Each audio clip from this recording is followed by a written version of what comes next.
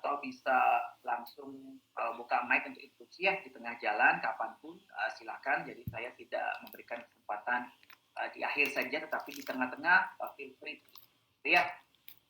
Oke. Ya, saya mohon permakluman adik-adik untuk bisa mengakhiri perkuliahan ini pukul 4.30 ya. Mungkin kita akan pakai 100 menit saja maksimal. Satu SKS lagi, kan sebenarnya 3 SKS ini ya, satu SKS lagi nanti kita akan coba kerja tugas mandiri ya. Jadi kita akan belajar di rumah karena memang traffic jadwal itu saya sulit sekali mendapatkan waktu ya, karena mepet semua waktu. Saya harap Anda bisa maklum, tapi tidak akan mengurangi esensi perkuliahan dan apa yang menjadi capaian ataupun learning outcome pada perkuliahan hari ini pasti akan tercapai. Itu yang saya ceritakan. Ya. Okay, in this lecture, we are going talking about the medication error and also what kind of the outline that will be described in this slide. Jadi, akan kita bahas hari ini tentang pendahuluan dulu ya, tentang introduction, what kind of the medication error, kemudian type and classification of the medication error, how to prevent the medication error, and the conclusion. Terakhirnya conclusion, also the independent task, tugas mandiri, di akhir akan saya sampaikan. Akan mulai membahas tentang medication error. Sebelum itu saya pengen tahu dulu nih pandangan awam ataupun perspektif kalian ketika selama sudah menjalani perkuliahan selama setahun ya di farmasi, sudah pernah mendengar medication error sebelumnya atau memang baru pertama kali? Kalau sudah pernah mendengar, kira-kira apa yang pertama kali terlintas di pikiran adik-adik semua ketika mendengar medication error? Silakan. Ada yang izin berpendapat. Izin berpendapat, Pak. Izin berpendapat, Pak. Izin berpendapat, Pak. Tim 2, Pak. Baik, Pak. Terima kasih atas kesempatannya. Saya Asya, NIM 2. Jadi sebelumnya saya sudah pernah mendengarkan mengenai medication error. Pemahaman saya, medication error itu adalah suatu kejadian yang tidak hanya dapat merugikan pasien itu sendiri, tetapi juga dapat membahayakan keselamatan pasien yang dilakukan oleh petugas kesehatan itu sendiri, khususnya dalam hal pelayanan pengobatan pasien. Terima kasih, Pak.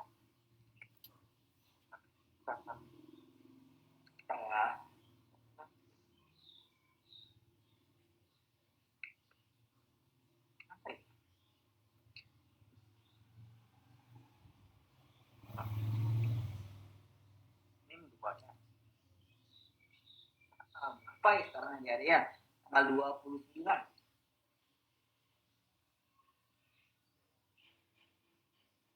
Tanggal 30, Pak. Oh, Tanggal 30 ya, sekarang. Pak. Iya, Pak, 30. Oke, another student please. Satu lagi. Izin berpendapat, Pak. Ya. Absen, Pak. Izin Ya, 3, Pak. Izin. Silakan. Nimpat. Ya baik, Pak, terima kasih. Jadi kalau saya pernah mendengar secuplikan begitu medication error. Sama seperti pendapat teman yang tadi, cuma saya ingin menambahkan lagi sedikit. Selain medication error itu merugikan pasien, merugikan dan membahayakan keselamatan pasien, baik khususnya dalam pelayanan atau pengobatan obat. Nah, mungkin kalau menurut saya medication error itu lebih sering terjadi kepada ketidaktepatan penggunaan obat-obatan, tapi masih dapat dicegah sejauh ini. Sekian, Pak. Terima kasih. Okay. Yeah. It should be concerned lagi. What is the difference between medication? Sekarang kita akan berbicara tentang medication atau error. Ya, medication yang sama, ya. Jadi sudah ada yang betul satu lagi yang bisa lebih spesifik lagi. Sebenarnya pada apa sebenarnya? Atau misalkan ada efek samping yang tidak kita inginkan muncul or adverse drug reaction. Apakah type ataupun salah satu bentuk dari medication error atau apa?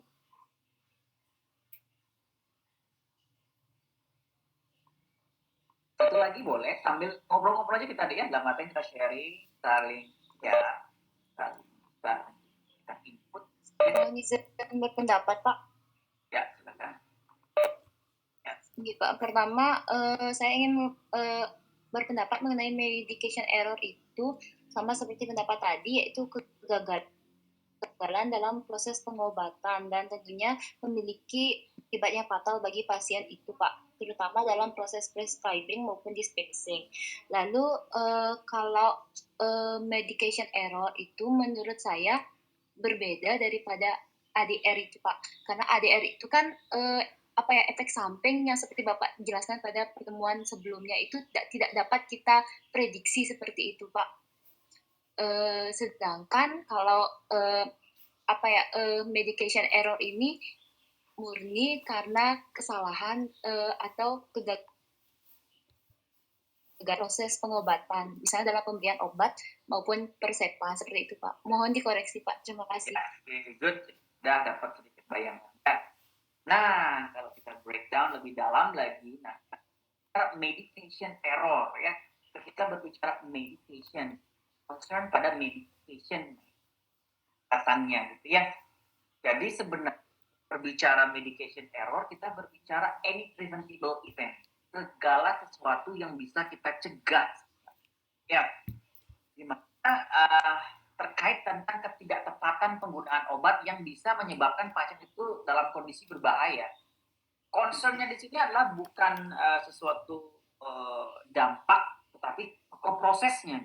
Ya, medication error ini prosesnya sebenarnya kita bisa cegah terjadi, terjadi error, terjadi kesalahan yang mengakibatkan pasien itu mengalami harm, berbahaya, kondisi nyawanya terancam, ya bisa mengancam keberlangsungan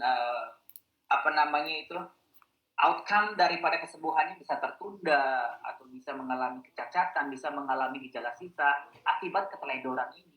Sebenarnya preventable. Jadi ketika muncul suatu outcome yang benar-benar sebenarnya bisa kita prediksi, itu namanya medication error. Tetapi ketika kita sudah menerapkan semua protokol dengan ketat, muncul yang namanya sesuatu hal yang tidak kita inginkan, baru namanya adverse drug reaction.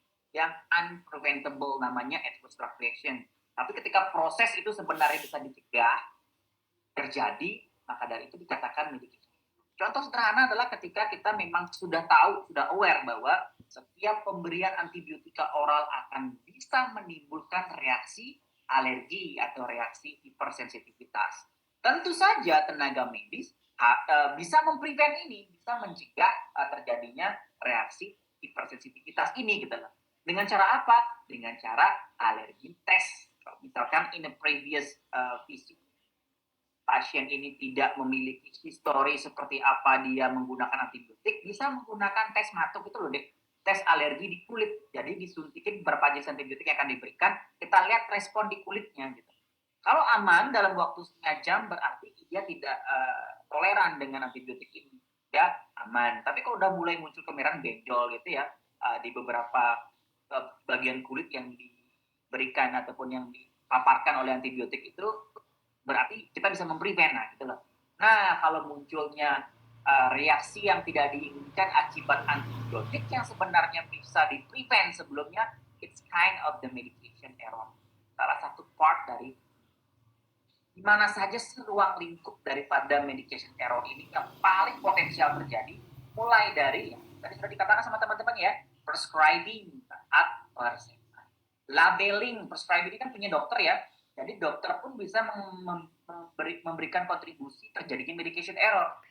Dalam prescribing, apoteker tidak memprescribe, tetapi apoteker melabeling, modificating, mengcompounding, mendispensing, mendistribusikan, memonitoring juga gitu. Nah, selebihnya ini apoteker yang mengerjakan. Sehingga tenaga medis should be work as a team gitu. Ya harus bekerja sebagai tim. Kenapa tanggung jawabnya dipikul sama-sama? Kalau dokter sudah tepat dalam memprescribing, proses seterusnya ketika terjadi medication error itu tanggung jawabnya apoteker sebenarnya. Ya, sehingga ini harus menjadi concern adik-adik ya. Semua potensi medication error itu harus zero accident. Tidak ada yang menargetkan boleh ada error 1% pun nggak boleh isu zero accident. Harus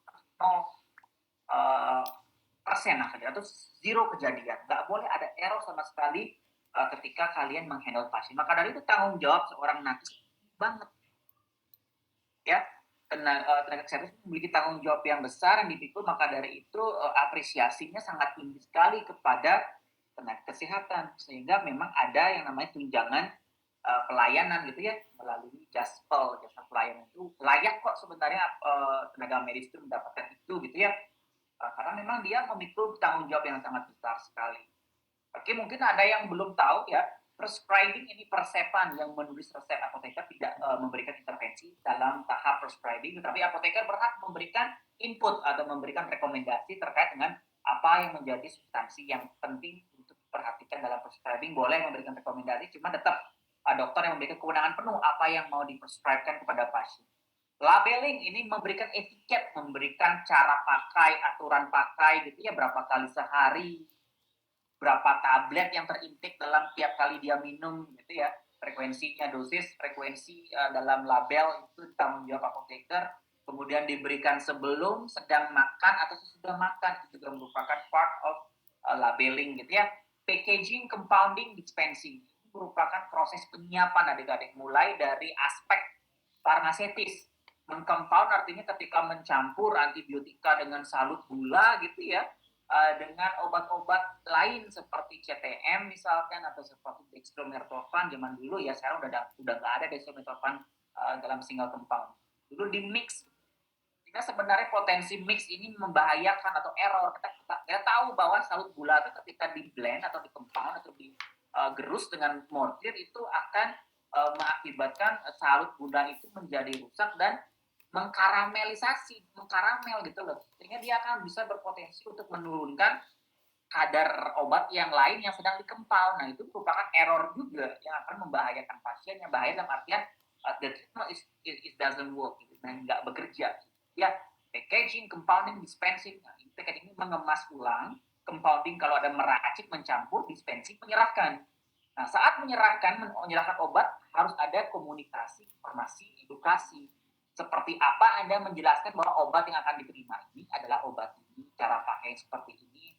Kalau muncul seperti ini, silakan hubungi siapa itu KIE, informasi minimal yang harus didapatkan oleh pasien selama kita dispensing. Di sana juga bisa berpotensi error ketika memang apoteker tidak kompeten di dalamnya ya. Distribution artinya saat obat ini diantarkan, anggaplah distribution dalam konteks rumah sakit ya. Jadi dalam rawat inap, pasien yang rawat inap itu yang bertugas mengantarkan obat yang di-request oleh dokter dari resep menuju instalasi farmasi, yang menjamin bahwa produk yang telah di-compounding, di-dispensing, sampai ke bangsal, sampai ke ruangan pasien itu dalam kondisi baik, itu apoteker adik-adik. Ya, jadi sebenarnya salah besar ketika perawat yang mengambilkan obat ke instalasi farmasi, atau keluarga pasien yang disuruh ngambil ke instalasi farmasi untuk efisiensi. Ya, zaman sekarang udah nggak boleh lagi seperti itu, di mana apoteker sendiri yang langsung mulai dari mengcompound, mendispensing, dan menjamin bahwa selama perjalanan obat ini safe. Gitu. Walaupun nanti secara teknis yang mengatakan itu adalah TTK-nya, asisten apotekernya gitu ya. Tapi kalian ikut juga ketika di ruangan sebelum diberikan kepada pasien, kalian menjamin bahwa obat itu correct quality, gitu ya. Quality control, quality assurance itu menjamin. Administration, makanya dibilangnya selama diberikan, jadi perawat yang berperan untuk memberikan, menyuntikkan nanti atau memberikan obat dengan oral gitu ya, melalui rute oral, itu yang ngawasi apoteker bahwa apoteker benar-benar bisa menjamin saat administration tidak ada error. Sampai ketika sudah diminum, ditelan obat itu, sampai tahap memonitoring pun sebenarnya tugas daripada apoteker juga. Ketika obat itu sudah ditelan ya, farmakodinamik, itu semua dalam pengawasan apoteker, efektivitas dan efektivitas. Kalau sudah seperti ini ketatnya, maka potensi medication error itu akan turun. SOP ini sudah wajib diterapkan di seluruh rumah sakit yang sudah terakreditasi gitu ya. Itu sudah pasti ada SOP-nya. Maka dari itu ketat sekali ya, pasien safety dijunjung, merupakan moto yang selalu dijunjung mati-matian oleh rumah sakit. Sehingga setiap protokol clinical pathway itu ada regulasi yang sangat ketat untuk meminimalisir medication error. Cuman kenyataannya adik-adik, looking for one death by a president. Ya, begitu medication error ini dan berlaku di dunia ya, di luar negeri lebih ketat lagi ketika GCI yang mengakreditasi, lebih ketat lagi yang harus dipenuhi untuk bisa mendapatkan bintang 5 di GCI akreditasi. Ya, itu pun masih ada data yang melaporkan one death die in the world ya. Jadi negara maju sekalipun like American or United States, itu 1.3 million people have medication error or death ya setiap tahunnya akibat medication. Ya, ini sudah negara maju adik-adik, bukan negara berkembang. Bagaimana negara berkembang belum ada datanya. Karena kalau di Indonesia ini ditutup, dikunci dengan sangat rapat. Itu ya. Nah, maka dari itu kita harus bisa menyadari bahwa seketat apapun rumah sakit potensi medication error itu selalu ada. Riset-risetnya pun juga mulai banyak ya, mulai dari apa saja yang menjadi faktor-faktor yang menjadi kontribusi daripada medication error. Jadi yang paling berkontribusi ini, saya kira nakesnya nggak boleh exhausted, nggak boleh jenuh, tidak boleh mengalami tekanan, beban kerja yang tinggi, nggak boleh. Ya, maka dari itu ada regulasi bahwa apoteker praktek klinis yang wajib PCT yang akan datang back to bed pasien hanya boleh megang maksimal 30 bed. Ya, only 30 bed untuk satu apoteker. Untuk bisa meminimalisir. Kalau mau efisiensi sakitnya pengapotekernya besar, tapi menghandle semua rumah pasien di bed di pasien itu, nah ini akan meningkatkan potensi medication. Itu udah ada data. Nggak boleh exhausted, nggak boleh beban kemudian ada faktor ekonomikal, jadi jasa pelayanan itu harus tinggi karena memang mereka layak mendapatkan apresiasi untuk bisa menepati daripada protokol itu gitu ya. Tapi kalau jasanya rendah itu tidak dibayarkan, jasa pelayanannya ini juga berkontributor untuk bisa meningkatkan medication error pada saat pelayanan itu ya. Nah, jangankan di negara maju kayak gini, apalagi di negara berkembang, pasti lebih banyak error yang sebenarnya tidak bisa kita expose. Nanti kalau kalian sudah apoteker praktek di rumah sakit, nanti mungkin diizinkan untuk buka-buka medis, baru kalian akan melihat kenyataan pahit bahwa banyak people yang sedang menderita medication error gitu ya, walaupun memang tidak berdampak fatal. Nanti kita akan lihat seperti apa klasifikasi medication error. Nah, kemudian apa sih common cause atau penyebab umum terputusnya medication? Dan dokter dan perawat zaman dulu ya, tapi zaman sekarang sudah mulai become better. Kita tidak ada lagi dokter yang memberikan kontribusi pada praktek klinik, termasuk kalian calon apoteker nanti ya, tidak ada lagi seperti poor communication, inadequate information, improper drug use. Jadi komunikasinya buruk antar siapa, sesama rekan sejawat buruk, sesama rekan yang lain buruk juga, kemudian dengan pasien yang buruk gitu ya. Poor communications will be increasing the medication error. Jadi kalau kalian melihat ada dokter yang tidak memberikan penjelasan terkait dengan apa resep yang ditulis, minta tolong tidak usah dilayani. Kalau dokter tidak mau memberikan penjelasan terkait ini dokter tulis apa sih obatnya, jangan sok-sokan bisa membaca tulisan dokter yang ceker ayam itu deh.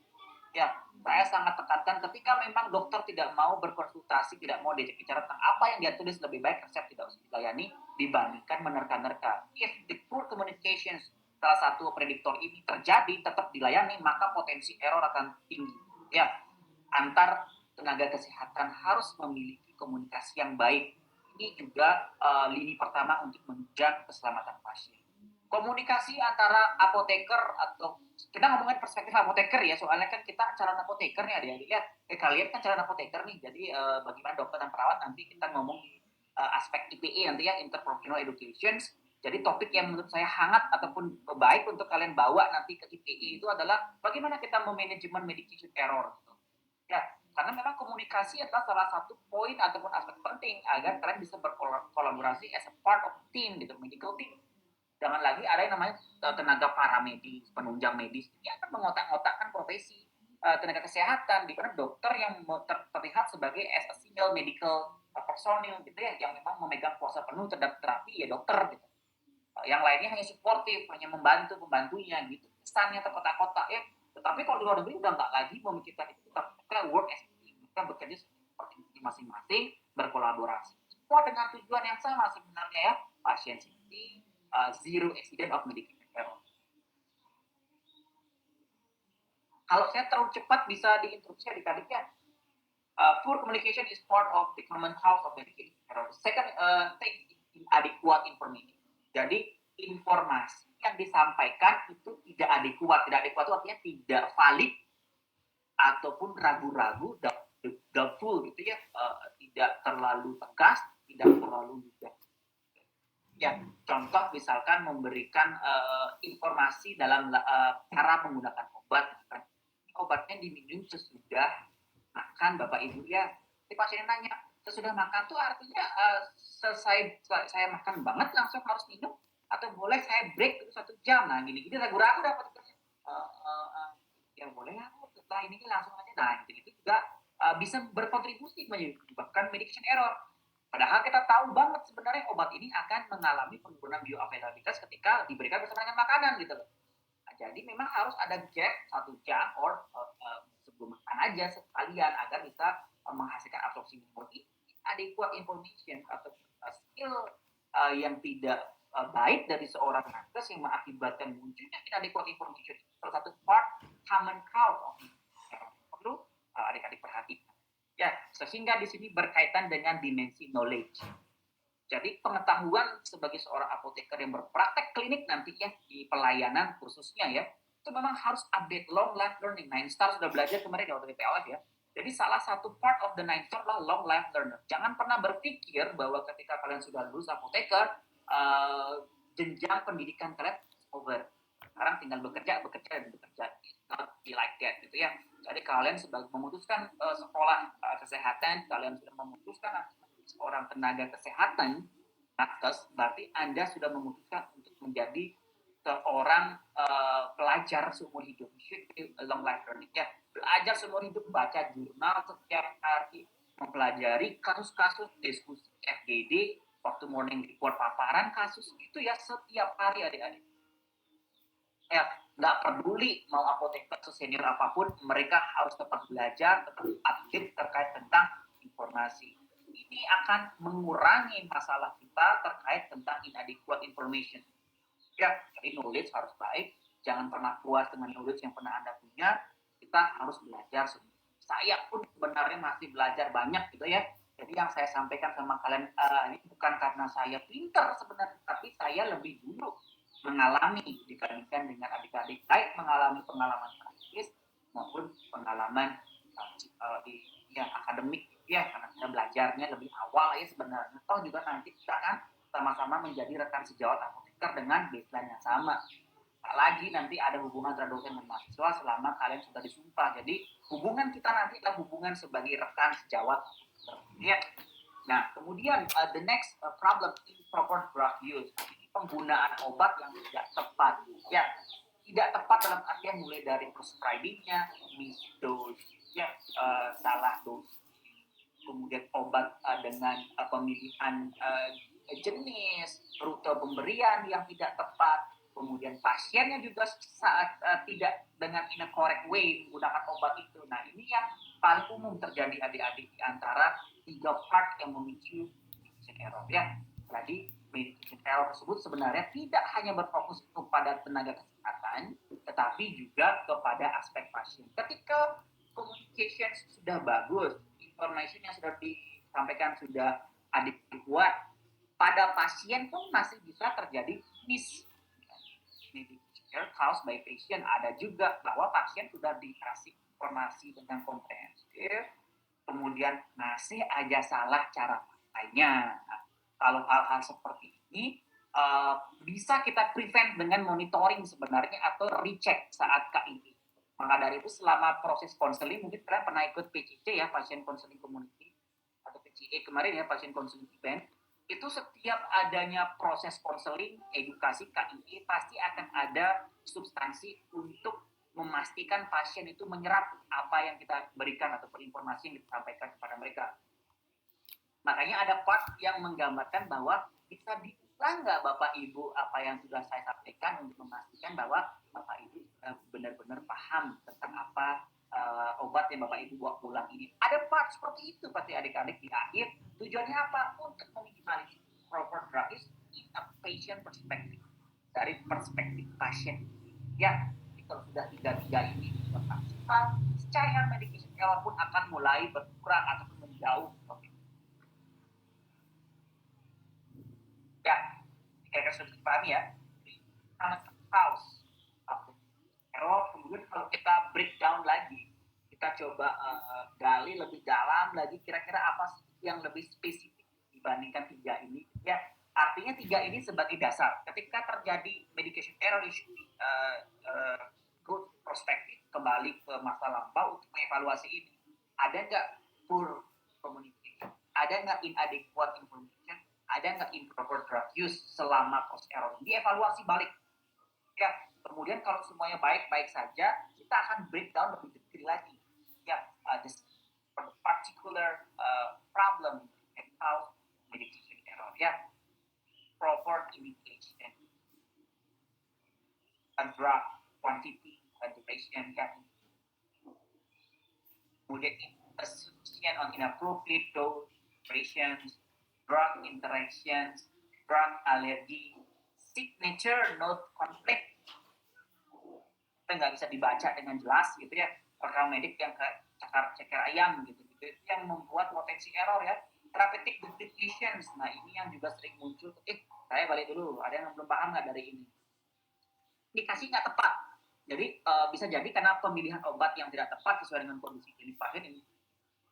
Kemudian dosis terlalu tinggi, durasi terlalu lama, jumlah terlalu banyak gitu. Ya, atau justru dosisnya kekecilan, kuantitinya ataupun frekuensi jumlahnya terlalu sedikit untuk durasi yang kurang panjang.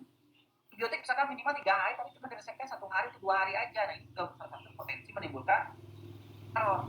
Interaksi obat, drug and drug interaction, and also food and drug interaction, adik-adik ya. Interaksi obat tidak hanya dengan obat. Ketika pasien pulang lebih dari satu jenis obat, polifarmasi gitu ya, jadi jelas akan ada potensi interaksi obat antar obat-obat yang diberikan itu. Obat antihipertensi bisa berinteraksi dengan obat diabetesnya, bisa berinteraksi dengan obat jantungnya, bisa berinteraksi dengan obat lipidnya. Nah, ini potensi interaksi juga bisa menstimulasi medication error, di mana ilmu interaksi obatnya sudah kita dapatkan sebenarnya. Ya, sebagai hard skill, sebagai seorang apoteker, makanya dikatakan any preventable. Jadi kalau sampai error karena interaksi obat, nah ini problemnya karena tidak berhasil dicegah oleh apotekernya. Nah, medication error, not adverse drug reaction. Tapi kalau kalian cek sebenarnya tidak pernah ada laporan dikatakan ini interaksi aman.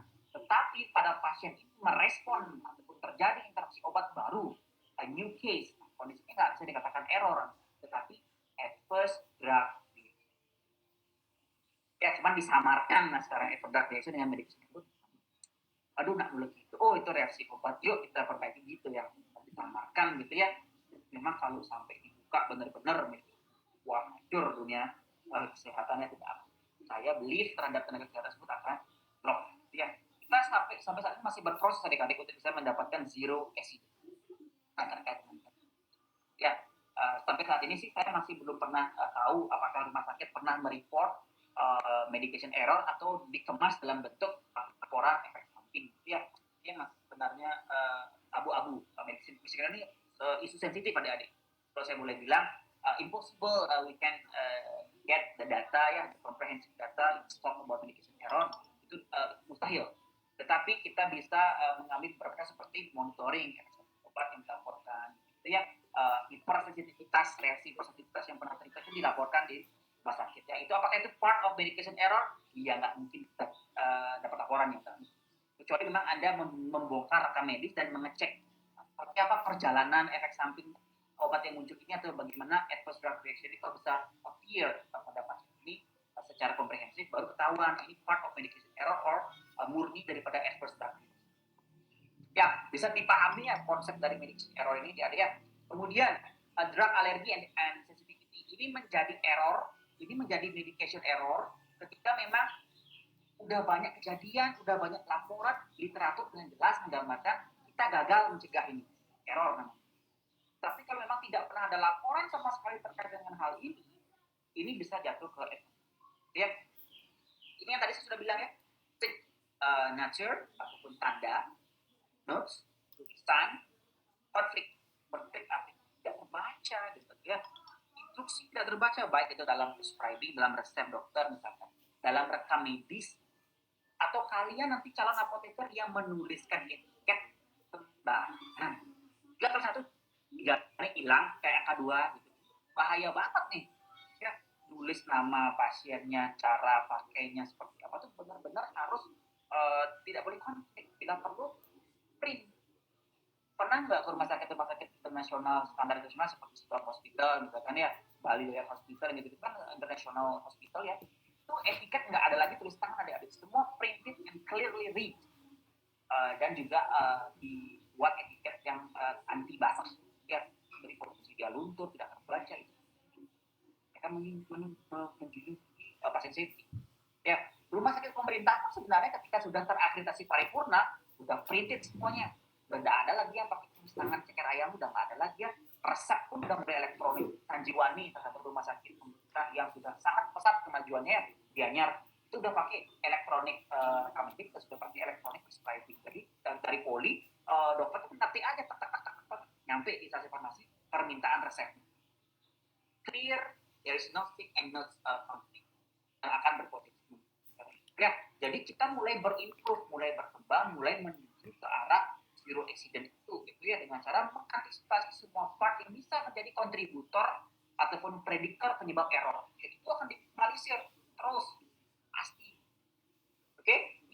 Therapeutic duplication ini bisa deteksi pakai mesin nanti ya, pakai alat komputer. Jika tidak ada lagi duplication. Kalau tidak ada therapeutic duplication, Pak, gimana ceritanya? Ketika pasien memiliki banyak komorbiditi. Contoh, pasien memiliki metabolic syndrome dan penyakit paru sekaligus.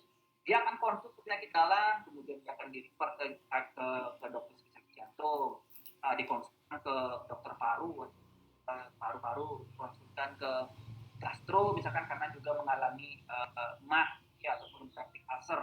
Nah, dokter-dokter ini ketika tidak melakukan rekonsiliasi, tidak melakukan recheck terhadap apa yang didapatkan pasien sebelumnya dan dirasakan oleh dokter lain, itu akan menimbulkan therapeutic duplication. Karena beririsan adik-adik. Metabolic syndrome misalkan ya, diabetes, jantung, kolesterol, ini beririsan obat-obatnya. Ya, artinya ada satu obat yang bisa menghandle semua. Karena di dokter jantung dapat lagi aspirin, di dokter diabetesnya dapat, di dokter endokrin dapat juga antar aspirin gitu loh. Dapat juga antar obat kolesterolnya. Nah, ini terjadi duplikasi. Nah, apoteker sebenarnya lagi-lagi di sini yang bertugas untuk melakukan rekonsiliasi namanya. Ya, penelusuran kembali riwayat penggunaan obat dan merekonsiliasi obat itu ya, dicocokkan dokter banyak gini, mana yang ada duplikasi terapi, mana yang ada cross dosis obat yang terjadi dikomunikasikan oleh apotekernya, kemudian di cross check lagi dengan obat-obat in the previous story. Jadi obat-obat yang sudah pernah dia dapatkan dulu di rumah selama menjalankan terapi dicocokkan, mana yang sama, mana yang harus di stop, mana yang harus dilanjutkan, mana yang dia akan tebus lagi di apotek yang nggak ada, mana yang boleh dia tidak tebus karena masih ada. Nah, itu tugasnya apoteker dalam memberikan past medical history, past medical and medication history ya, dan rekonsiliasi. Ini juga akan kita bahas pada pertemuan berikutnya, pencatatan history obatan daripada pasien. Itu tugasnya apoteker dari makanya kerjaan apoteker itu banyak sebenarnya di aspek klinis saja, terlalu banyak kerjaan apoteker itu. Baru ntar lagi di aspek kerjaan apoteker, kerjaan yang sangat berat, tapi apa namanya itu, apoteker yang benar-benar bisa menguasai secara keseluruhan agama negara ya. Makanya ada tadi indikasi untuk bisa membuat apoteker spesialis agar belajar ya, ada plus minusnya juga. Kemudian additional drug needed. Nah, sebenarnya ada terapi obat yang harus ditambahkan pada regimen ini, tetapi tidak ditambahkan. Ini juga bisa menimbulkan medication error. Ya, eligible, not delivery, selalu signature, not delivery, bisa etiketnya, bisa instruksi dari rekam medisnya, bisa resep. Ya, incorrect patient. Nah, ini sering terjadi di Bali ya, karena yang namanya Bapak Madi, Bapak Nyoman, Bapak itu jutaan pasien kalau di rumah sakit orang Bali ya, hati-hati dengan memanggil nama depannya. first name-nya hati-hati, bapak butuh bisa jadi limo dan gitu, ngene, ya bahaya banget. Sehingga harus adanya project, nama lengkap tidak satu-satunya cara untuk memverifikasi pasien, tapi alamat dan nomor rekening itu yang bisa kalian cek sebenarnya dari. Atau kalau misalkan pasiennya nggak tahu nomor rekeningnya, nama dan alamat yang paling tidak harus project sebagai identitas penunjang bahwa pasien ini adalah benar pasien yang saya tuju, yang saya siapkan obatnya untuk dia bawa pulang, yang saya siapkan obatnya untuk diberikan saat dia rawat inap, ya nama dan alamat selama ini. Mungkin kalian pernah di antara kalian dulu gini ya, bekerja mungkin ya bagi asisten apoteker, atau mungkin ada yang lulusan SMK pasti sudah sering banget ketemu pasien yang namanya Made, Nyoman, Ketut, Gede, itu Dewo, itu banyak banget ya. Sehingga setelah pasien datang, tanya alamatnya di mana Pak? Oh, kan benar di jalan apa? Benar di jalan Ratna, oh ini benar di jalan kampus Barat. Ternyata itu hal sepele kelihatannya, tapi dia berkontribusi menyebabkan medication error. Side effect and toxicity, nah ini yang tadi disebutkan. Ya, kalau memang side effect and toxicity is unpredictable in the example adverse drug reaction, but if we clearly understand why the medication have a side effect and the toxicity become medication error, ya tergantung daripada source-nya, sumbernya. Kalau sumbernya sudah jelas dan kita masih tetap gaspol memberikan obat ini dengan potensi tanpa mempertimbangkan risk and benefit, namanya medication error. Kita memang the bad things that cause harm to the patient. Ya, ini ketika kita breakdown lebih dalam lagi, what kind of the predictor can stimulate or can make the medication error appear to the patient. Ya, bisa dipahami ya. So we should know the source, the error source. Error ini terjadi dari apa saja prediktor-prediktor yang bisa berkontribusi menyebabkan medication error. Kita harus tahu lagi nih sumber informasinya, kalau kita klasifikasikan dari mana ada sih datangnya. Ya, it's coming from the mistake source and also the skill base. Ya, dari sumbernya. Skill yang salah. Apa sih definisi dari masing-masing? Ketika berbicara mistake, ya, error source is coming from the mistake is the error in planning action. Jadi errornya terjadi dalam tahap perencanaan. Jadi pasiennya ini belum dieksekusi ataupun belum diterapkan clinical pathway-nya, tapi clinical pathway-nya, jalur klinis yang akan ditempuh pasien ini baru dalam tahap perencanaan. Ambillah dokter, perawat, dan apoteker, kita as a team berkumpul di bed bangsal untuk merencanakan pasien sedang mengalami. Saya akan berencana seperti ini. Bagaimana Bapak apoteker, Ibu apoteker, ada masukan nggak? Ada something nggak yang kira-kira kita bisa improve agar bisa lebih baik? Perawatnya gimana? Apakah siap untuk bisa mengeksekusi ini? Apa yang akan ditemukan masalah ketika kita memberikan obat dengan ini? Perawatnya nanti kita akan monitoring suster tekanan darah, nadi every 2 hours misalkan. Gimana pendapat suster, sanggup nggak? Nah itu dalam tahap planning, ya. Nah saat tahap planning ini, perencanaan ini, ketika ada error ini bersumber dari mistake. Apa sih type error dari mistake ini? Ada yang knowledge, memang pengetahuannya tidak sampai. Seharusnya kalau tenaga kesehatan yang sudah standar, ya, makanya nakesnya harus terstandar. Makanya ada yang namanya ujian kompetensi. Saya pernah cerita sama adik-adik ya, jadi semua tenaga kesehatan ya, perawat, dan apalagi profesi psikolog, fisioterapi, pokoknya nakes kejang ya, laboratorium itu kalau ingin mendapatkan praktek, boleh berpraktek klinik, ya harus lulus ujian kompetensi yang diselenggarakan secara nasional. Istilah lamanya ujian negara, sama kayak SPIB, SNMPTN itu loh. Pak gitu, beda-beda.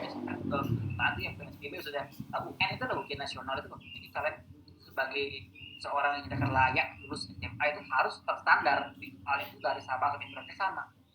Itu seperti itu, ujian kompetensi ini ujiannya dari Sabang sampai Merauke itu sama modelnya. Modelnya sama ya, bukan soalnya modelnya sama.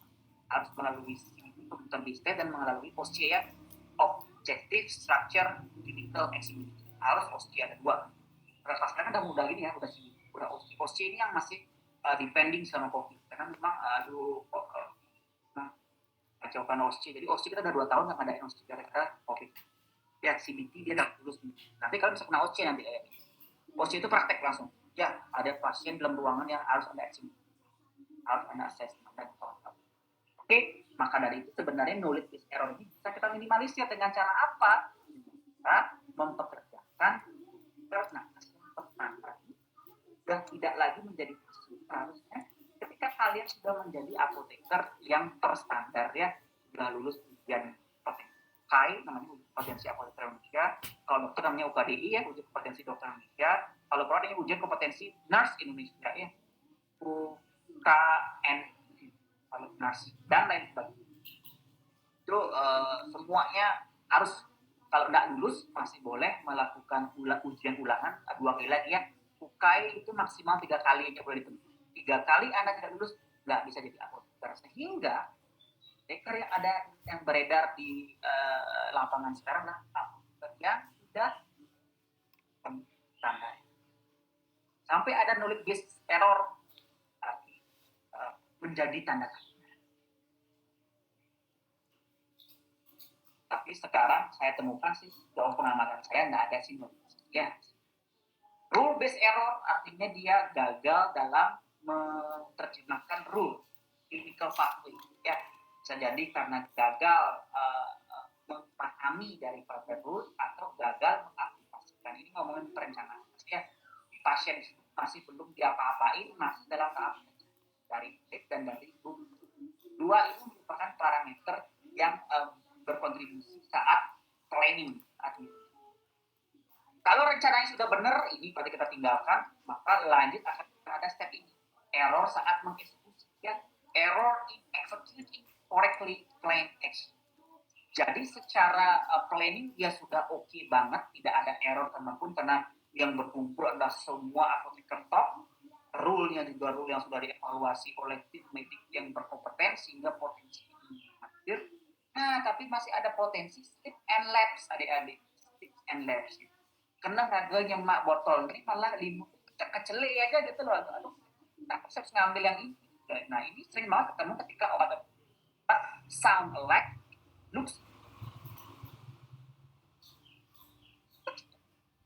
cek efektif 2 obat yang berbeda sebenarnya, cuma karena golongan antibiotik yang sama. Ya, ini benar-benar bisa menimbulkan slip and lapse. Kita tahu banget nih ceftazidime yang kita mau, ini cephalosporin generasi 2, generasi 3 kita ingatkan untuk pasiennya, tapi ambilnya sinovac malah gitu loh, karena Spando slip and lapse-nya sih memang technical error gitu, makanya katakan slip and lapse ini ngomongin technical error ya, action based atau SAP gitu, lupa.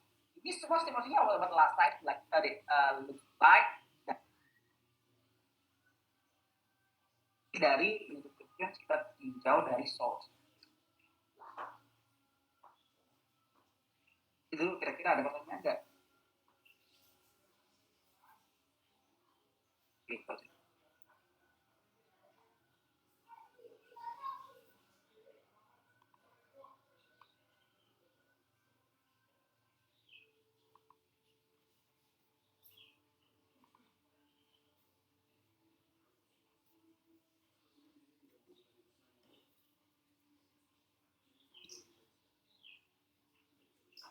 Saya minta waktu angkat telepon sebentar.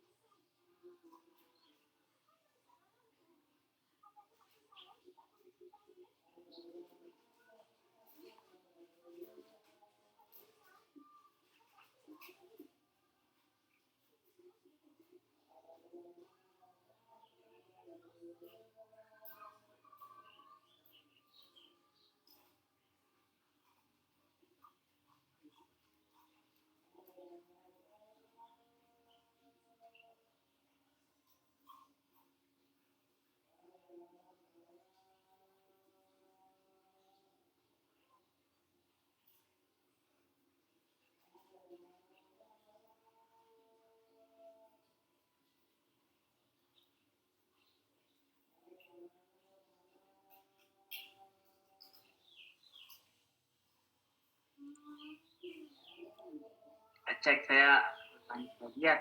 So far suara saya masih lancar-lancar saja kan adik-adik ya? Masih Bapak. Kita lanjut.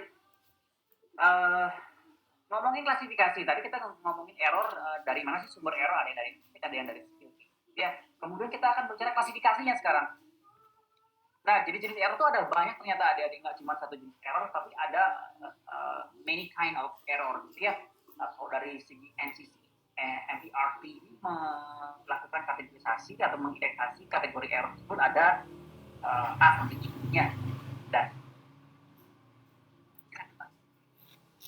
kategori A, kapan sih kita mengkategorikan error ini atau manajemen tipe A? Tipe A ini adalah kan menimbulkan error potensi. Nah, ini yang tadi akibat sumber error berupa mistik tadi ya. Tapi ketika mistik ini bisa terkompensasi, malah sebelum dieksekusi pada pasien ini sudah bisa dikategorikan jadi error, walaupun sebenarnya masih belum terjadi sama pasien, tapi kita sebagai evaluator mengatakan bahwa jadi error. Misalkan masih dalam konteks menuju ke medis, plan kan adanya SOAP ya, pada data subjektif, objektif, assessment-nya apa, plan, apa yang akan diplankan, atau sudah ditulis, tetapi setelah itu ada revisi, apoteker peka lagi atau sesama dokter ngecek lagi plan yang dibuat apoteker, ini ada something error, ada kesalahan. Kita harus perbaiki sebelum kita implementasikan, misalkan gitu. Nah, ini udah error sebenarnya Mas. Tidak ada yang berbahaya di sini, tidak ada yang dirugikan, tetapi ini sudah masuk kategori error menurut NCC, MPRT index. Kemudian tipe A tuh masih dalam tanda kutip aman, lebih sulit mendeteksi error ini, ya, karena ini tertutup di kalangan nakes terjadi error tipe A. Jarang ada yang mengekspos ya. Kemudian tipe B, terjadi error tapi obat belum mencapai pasien, sama ya, misalkan saat dispensing. Yang nomor A itu tahap perencanaan, yang tahap B misalkan itu terjadi ketika memang pasien ini sudah diagnosis, misalkan ya, apoteker sudah men-screening nggak ada masalah, semua sudah oke, dan sekarang diambilkan disiapkan obatnya sama rekan apoteker, karena stick and lab tadi ternyata obatnya salah gitu loh, ketahuan saat double check. Jadi sebelum dispensing apotekernya ngecek lagi nih resep yang dicocokkan dengan obat yang disiapkan. Nah, kalau di sini terjadinya error, wah ini salah ambil nih, ganti. Terus error sebenarnya adik-adik yang belum mencapai pasien, tapi almost done, hampir saja step lagi sudah masuk ke ya. A dan B cenderung tidak ada yang dirugikan pasiennya, tetapi potensi error tersebut sudah terjadi. Ya, nah, kalau misalkan kalian menyadari, harusnya direkam ataupun dievaluasi sebagai proyeksi diri ya. Tipe A dan tipe B jarang diekspos, hanya untuk kalangan medis, sebenarnya sebagai self evaluation terkait dengan hal ini. Ya, terus terang saya pun sering banget nih mengalami error saat kategori A dan kategori B. Jadi balik ke ini aja ya, self projection kembali agar tidak sampai ke tangan pasien ya. Nah, mencapai ke tangan pasien tipe C ini adik-adik. Ya, sudah terjadi error, obat sudah diminum, sudah digunakan, tapi ternyata obatnya nggak berbahaya. Contohnya salah memberikannya, misalkan maunya dokter tulisnya adalah obat tensi, cuman kita membacanya malah itu vitamin, jadi ya vitamin yang merek dagangnya mirip ini, obat hipertensi apa gitu saya lupa. Ya, kalau ada dokter nulisin obat paten yang nama brand name-nya itu kadang-kadang mirip banget, sebenarnya vitamin atau obat apa gitu, seperti vitamin ya vitaminnya baik-baik saja, tidak membahayakan, tetapi error yang terjadi, error dalam tanda kutip sesuai dengan apa yang dirasakan dokter. It's error, C. Ya, baik. Semakin turun ini tipenya semakin membahayakan pasien tadi. Kalau tipe D, error, pasiennya masih baik-baik saja, tapi kita harus memonitoring ketat karena kita salah obat. Ya, tapi pasiennya so far masih baik-baik saja, tapi kita harus monitoring ketat. Yang nggak ada riwayat tensi, kita kasih obat anti hipertensi, tiba-tiba harus dimonitoring nih. Jangan-jangan tak drop tensinya, tapi dia malah mengalami kondisi hipotensi, bisa membahayakan nyawanya. Harus dirawat di rumah sakit itu, dimonitoring sampai half life elimination obat itu terlampaui, sampai waktu-waktunya lewat. Seperti itu errornya. Nah, yang dari D sampai E sudah mulai kita bisa lihat adik-adik melalui case report, melalui beberapa laporan kasus yang ada di internet itu ya di luar negeri, NCBI, kan saya nanti bisa berusaha yang namanya case report of medication error. Apa saja kira-kira yang menjadi problem dan dia kategori mana, dia terjadi. Kemudian tipe E terjadi error, perlu terapi intervensi lanjut untuk mengantisipasi efek buruk yang terjadi pada pasien tapi sifatnya sementara. Ya, sudah diminum obatnya, muncul reaksi yang benar-benar membahayakan pasien, tetapi sifatnya sementara. Jadi kita cepat segera memberikan antidot atau memberikan kompensasi, entah itu bilas panggungnya atau mengeluarkan segera melalui muntah, atau kita segera buat dia menjadi mengeluarkan fesesnya agar segera tereliminasi obat dia. Jadi sifatnya sementara, ini error. Tipe F, error yang memberikan efek buruk pada pasien yang sifatnya sementara juga, tapi pasien harus dirawat lebih lama, lack of stay. Harusnya dia udah boleh pulang besok, karena terjadi error, maka dia harus menambah lagi waktu dia di rumah sakit. Error tipe F. Tipe G, terjadi error yang menyebabkan timbulnya efek buruk yang sifatnya permanen. Cacat permanen, ada entah kebutaan, kelumpuhan gitu ya. Malah terjadi hal-hal yang sifatnya permanen ini wajib dapat kompensasi. Ya, ketika memang kategori dari error yang mengerikan. Tipe H, terjadi error sampai hampir merebut nyawa pasien, misalkan shock, anafilaksis ya, reaksi persensitivitas itu bisa menyebabkan shock kardiogenik, misalkan hampir mati pasien. Kalau dia mati, ya. Ya, tapi kalau hampir almost lewat H. Tapi kalau sudah dia hampir meninggal selamat tapi cacat, G. Nah, ini nanti akan ikhlas. Tergantung daripada kapan error ini assessment-nya statusnya bisa berubah-ubah. Awalnya G bisa berubah. Tergantung dari kapan dilakukannya evaluasi medication error ini. Kapan disidik, kapan dilakukan, itu kategorinya bisa berubah. Ya, nah contoh-contoh. Nah, ini hubungannya nih antara medication error dan adverse drug event. Semua yang bersifat preventable namanya medication error. Adverse drug reaction yang non-preventable. Semua konteks ini ya, medication error dan adverse drug event ini is a part of the drug related problem. Masalah terkait penggunaan obat ya. Semua ini. Sehingga apoteker sebenarnya salah satu bulannya apoteker itu adalah mampu mengidentifikasi DRP, mampu dengan cepat dengan sigap menemukan mana yang berasal, sehingga medication error bisa ditemukan, adverse drug reaction atau adverse drug event bisa kita reduce dengan klinik ya, bisa segera mendeteksi dan memberikan solusi terkait dengan drug ya. Contoh-contohnya belajar sendiri ya adik-adik ya. Contohnya belajar sendiri nanti ya. Ini baca aja apa dia, ini tergantung dari kapan kita mengasihnya. Saya nggak bahas karena waktunya nggak. Baca sendiri ya adik-adik ya. Izin bertanya Pak. Silakan deh. Baik. Saya pernah mendapat cerita gitu dari keluarga. Bisa nggak? Saya nggak bisa dengar suara saya. Apakah bisa terdengar Pak? Sudah. Baik, dulu salah satu keluarga saya pernah dirawat di rumah sakit dan saya tidak tahu itu tepatnya itu sakit apa gitu. Tapi awalnya itu disarankan untuk melakukan tindakan operasi. Namun setelah dirawat inap sebelum menjalankan tindakan operasi ternyata itu sebenarnya hanya bisa disembuhkan dengan obat saja, Pak, tidak perlu tindakan. Apakah hal itu termasuk juga ke dalam medication error, Pak? Itu lebih ke medical. Ya, medications itu lebih memiliki tendensi atau kecenderungan terapi obat tadi. Ya, kalau medical, nah ini tindakan medis itu lebih ke dokter. Ya, karena memang tindakan medis seperti bagaimana mendiagnosis, memutuskan clinical pathway, kapan harus dioperasi, kapan dia harus dibedah, operasi besar, operasi kecil, kapan dia hanya menggunakan terapi obat. Nah, itu lebih cenderung ke medical error. Ya, medical error jatuhnya ke malpraktek sebenarnya adik-adik ya. Itu bukan ranah dari bahasan apoteker. Kalau medication, semua hal yang berkaitan dengan obat, ya, semua yang berkaitan dengan penggunaan obat yang membuat pasien menjadi harmful, nah itu medication. Ya, maka itu medication dan medical is a different things. Merupakan hal yang berbeda.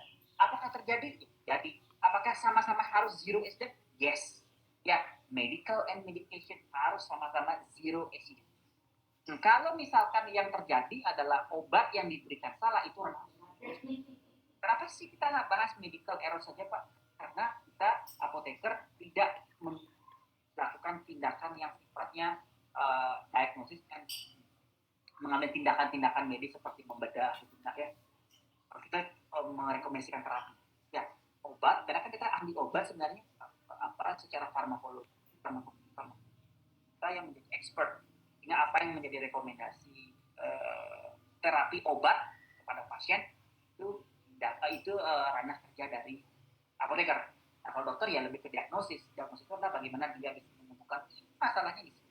Apa tindakan clinical pathway, apakah harus dibedah, apakah harus operasi dengan sayatan saja, apa cukup dengan pemberian saja, obat-obatan saja. Nah, tapi ketika dokter memutuskan terapi dengan obat, maka apoteker harus menjadi part of the team.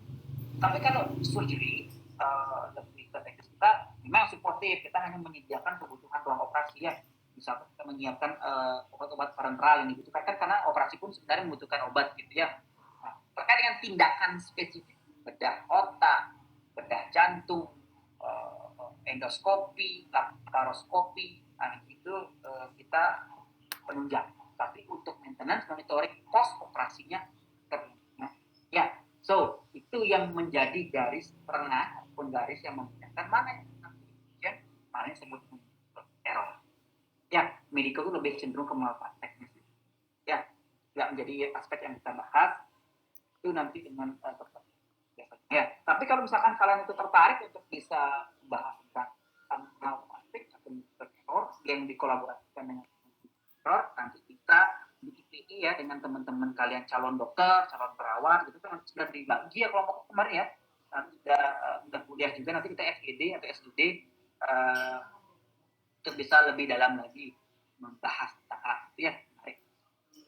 Ya, itu ya. Semoga bisa menjawab ya. Maka dari itu nanti kalau kalian itu menjadi seorang dokter yang keluarga yang sedang dirawat, kalian kan sudah bisa mengetahui ya kalian tersebut sebenarnya berhak untuk mengetahui cerita medis gitu ya, walaupun kan tidak diizinkan membuka yang asli.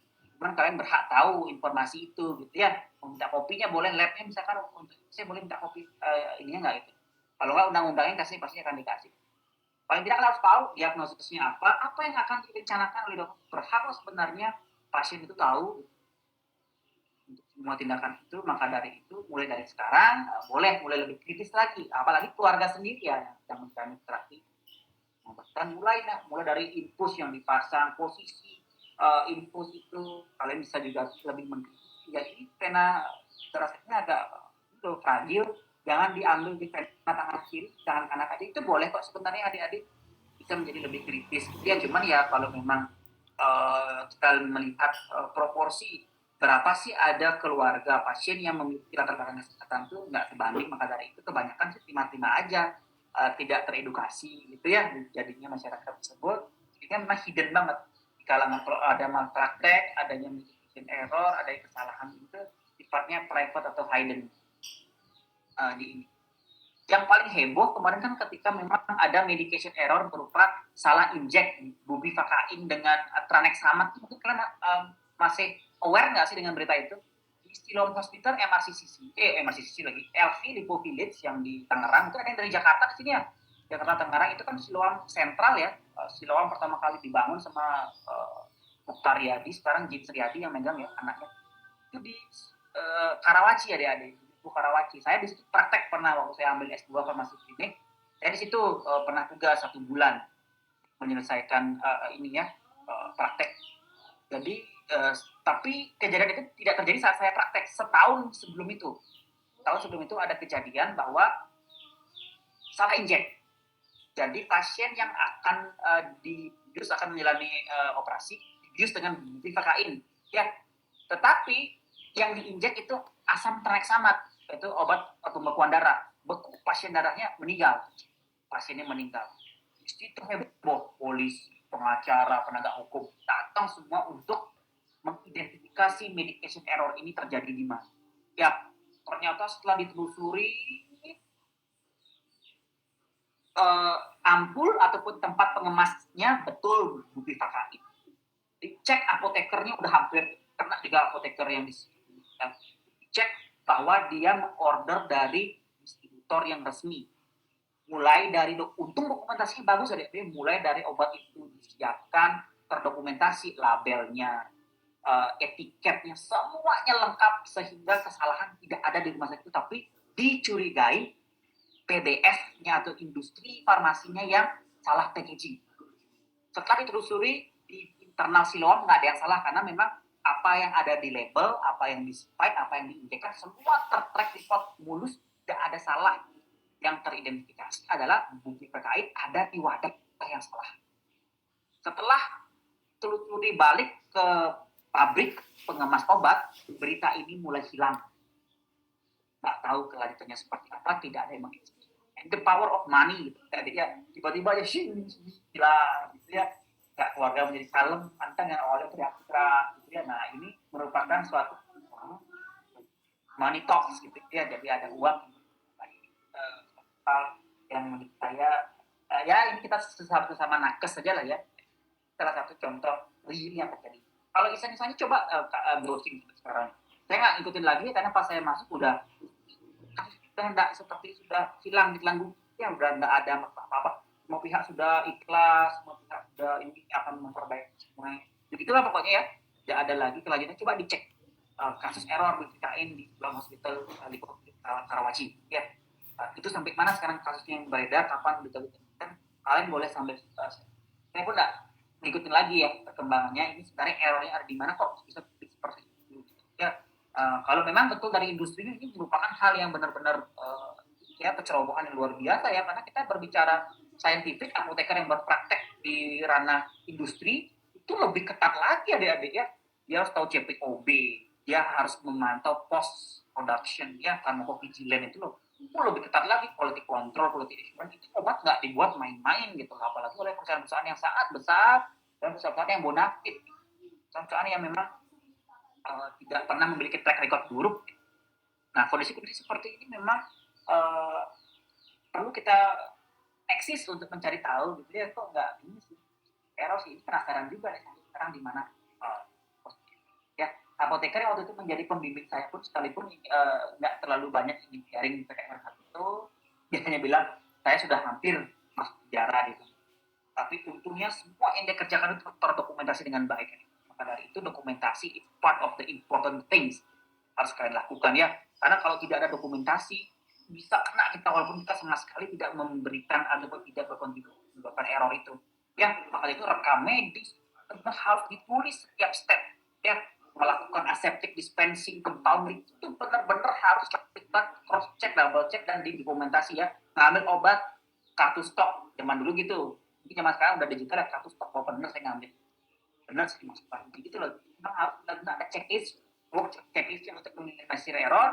Kalau ada kejadian seperti itu kita bisa men-trace balik bahwa kita bisa mempertanggungjawabkan apa yang kita bisa ya. Karena memang secara ideal seluruh regulasi stakeholder di seluruh antero dunia ini mengatok tidak boleh ada satu kejadian error medication error. Angka kejadian kesalahan dapat ditoleransi adalah no or exactly, tidak boleh error sama. ya kontradiktif ya, sedangkan manusia sendiri tidak pernah tidak sempurna gitu ya, tidak sempurna. Nah, sepintar apapun mereka tidak sempurna, maka potensi zero pikul oleh satu orang, tetapi memang harus di create dengan community dari nakes yang kuat gitu ya, organisasi profesi yang kuat, dan kondisi yang kita coba capai gitu ya. Makanya ketika kita ngomongin technical di lapangan, kita berupaya zero. Kita selalu berupaya dengan menerapkan semua SOP yang telah yang telah sudah ada dalam subbab akreditasi, ada 16 bab itu akreditasi itu harus diimplementasikan dengan cara yang benar-benar ya ketat, kemudian lebih baik kalau kalian bekerja di rumah sakit ya mau dekat dengan nyawa manusia. Kalau udah dalam kondisi bad mood, lebih baik kita harus kerja deh buat mood kan ya, karena mood swing ya, kondisi stres karena stres yang di luar pekerjaan itu bisa berkontribusi menyebabkan bahaya bagi pasien yang sedang berobat di fasilitas itu ya. Masuk juga ketika kalian memiliki masalah-masalah di rumah yang harus kalian bawa ke kantor tiba-tiba gitu ya, senggol bancok, itu lebih baik kalian nggak usah kerja waktu itu, bilang izin dan ikhlas daripada saya sedang istirahat daripada anda membahayakan orang lain. Itu sih sebenarnya konsep berpikir nakes tidak boleh ekstrovert, nggak boleh ya. Itu gambaran singkat yang bisa saya berikan dan gambarkan terkait tentang medication error adik-adik. Ada yang mau ditanyakan dulu adik-adik? Izin bertanya Pak. Ya silakan. Saya akan bertanya terkait semisal nanti ada suatu peristiwa di mana ada pasien yang sudah mengalami penyakit keras yang memang nyawanya memang sudah terancam gitu. Jadi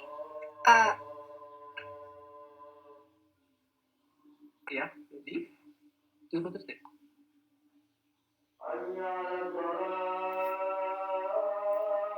Mohon maaf Pak, tadi suaranya menggema. Jadi semisal nanti akan dilakukan suatu tindakan begitu yang semisal memberikan suatu obat, namun obat tersebut memiliki efek toksisitas yang tinggi yang memungkinkan dapat membuat pasien tersebut juga meninggal begitu Pak. Jadi nanti semisal kalau memang tidak ada cara lain dan kita menggunakan obat tersebut dengan harapan masih ada kesempatan namun pasiennya meninggal, apakah itu termasuk medication error juga ya Pak ya, atau bagaimana? Oke. Terima kasih pertanyaannya, sangat menarik. Ya, nah adik-adik, kenapa sih kita belajar medication error kan gitu?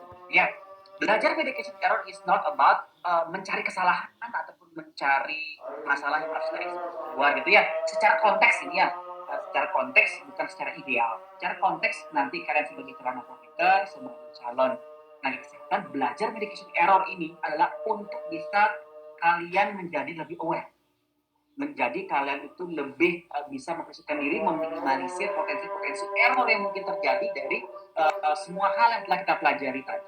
Ya, nah kalau kasusnya kayak yang Dewi ceritakan tadi, itu ada yang namanya pemilihan risk and benefit adik-adik.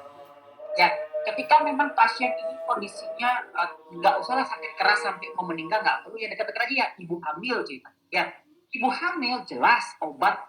Misalkan dia sedang mengalami hipertensi karena preeklamsia atau mengalami gestational diabetes, jadi gula darahnya naik, tensinya naik pada kondisi kehamilan. Secara teoretikal tidak ada satu obat pun yang untuk mengatasi tensi ibu hamil dan gula ini yang mampu untuk bayi ibu ini. Gitu. Ya, tetapi kalau misalkan dia tidak diberikan obat ini, maka risiko bayi dan ibunya meninggal itu lebih besar.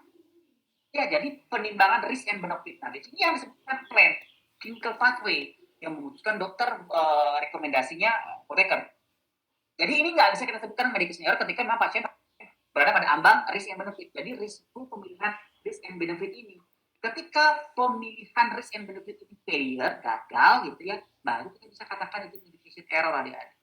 Ya, tapi abu-abu sih sebenarnya medication error pun sebenarnya untuk memproyeksikan diri kembali bahwa kasus ini kita anggap sebagai pelajaran agar tidak terjadi error berikutnya. Case yang paling dibuatkan proyeksi tidak dibuatkan bahwa dia mengalami error bahwa rumah sakit ini telah memberikan error gitu, kan nggak kayak gitu segala tujuannya, tapi untuk men-self evaluation lembaga ya, evaluation agar rumah sakit ke depannya kalau ada kasus seperti itu jangan sampai ada repeat lagi kejadian case.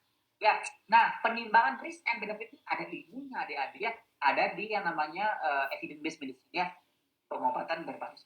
Kalau ibu hamil dengan preeklamsi dan gestational diabetes, banyak sekali ada penimbangan risk and benefitnya, di mana memang obat yang harus diberikan dan pengontrolan gula wajib dilakukan walaupun bayi itu mengalami risiko nanti ke depannya ya, misalkan dia lahir prematur atau mengalami atau bahkan meninggal, itu memang ada potensi-potensi seperti itu. Cuman dari evidence based medicine menggambarkan memang itu lebih benefit ya, risknya walaupun tinggi risiko, cuman risikonya ini cukup lebih rendah dibandingkan dengan benefitnya gitu ya.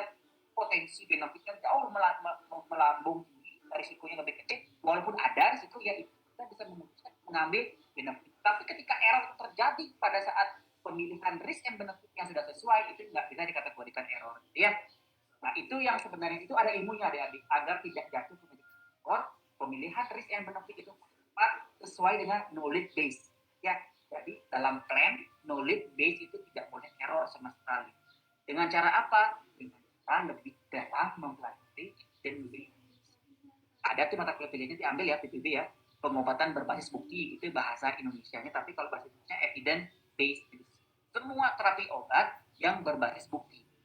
Oke, jadi kalau memberikan obat anti hipertensi kepada ibu hamil walaupun dia berbahaya, apoteker bisa merekomendasikan anti hipertensi yang paling aman dibandingkan yang ada di pasaran. Anti hipertensi kan banyak tuh, ada inhibitor, ada ARB, ada CCB, ada diuretik ya.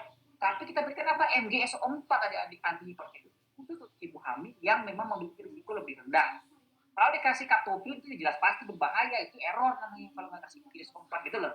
Nah, jadi milih obat pun walaupun ada risikonya, obat yang sesuai in the best evidence yang sudah tercantum dalam guideline, dalam sistem review. Lain halnya dalam case baru yang benar-benar ini penyakitnya sangat langka, datanya sangat minim, pemilihan risiko and benefit juga benar-benar tidak bisa pastikan. Nah, kalau sudah gini, senjatanya adalah informed consent. Informed consent ini adalah pernyataan bahwa pasien mau ditangani nggak sama dokter dengan segala risikonya. Jangankan pada kondisi seperti itu, operasi pun tanda tangan informed consent adik-adik pasien. Kalau informed consent tidak mau ditanda tangan, berarti dokter tidak akan mengeksekut. Itu potensi untuk kita meredam medical error. Ya. Tapi kalau pasien sudah bersedia, dia nggak akan bisa menuntut secara hukum. Karena ini adalah upaya terbaik yang bisa diberikan oleh dokter mengatasi problem langka ini. Ya, pasti informed consent. Kalau dia neken, berarti apapun yang terjadi sama pasien ini setelahnya ya, biasa dia pulang dengan kondisi sehat walafiat, pulang dengan gejala bawaan, pulang dengan kecacatan, sudah tertangani dengan informed consent, atau tidak ditangani sama sekali oleh dokter ketika memang dia dokter. Ya, ini pernah dengar ya informed consent ya, persetujuan tindakan ranah medik itu ya, ranah-ranah. Nah, kalau misalkan terapi obat jarang kan contohnya gini. Ya, saya tidak mendalami dunia permedisan dokter untuk bagaimana dia ini ya mengamankan atau menyelamatkan diri dari dugaan malpraktek gitu ya. Tapi yang saya tahu informed consent itu harus ditandatangani sebagai saya tahu gitu ya. Cuma saya tidak mendalami, nanti kita akan bisa diskusikan di ya dengan para pembimbing dokter, nanti sama barangkali ada ide ataupun kuliah dengan para dokter, itu bisa ditanyakan ya sebagai satu part untuk proteksi. Dokter itu sebenarnya dia kan ingin berniat menolong, tidak berniat membunuh kan gitu sebenarnya. Nah itu makanya ada informed consent yang jadi kalau ngomongin obat dipilih berdasarkan evidence yang terbaik. Tapi kenyataannya mereka tidak ada tuh yang dituntut, yang dimintakan tanggung jawab, yang menjadi masalah dokter terus ya, dokter yang disalahkan tidak. Nah, kita kan part yang juga bertanggung jawab terhadap keselamatan pasien ini. Makanya sering banget ada dokter yang berupaya bahwa ketika apoteker datang nyalahin tanpa bawa solusi. Kalau ada terjadi apa-apa sama pasien itu tanggung jawab yang gitu.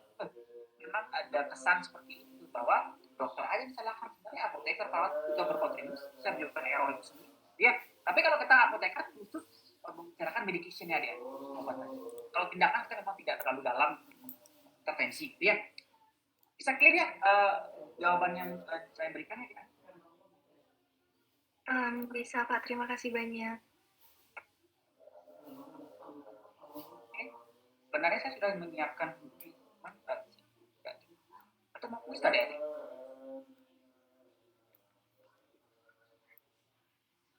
Nah, setelah ya kuis ya.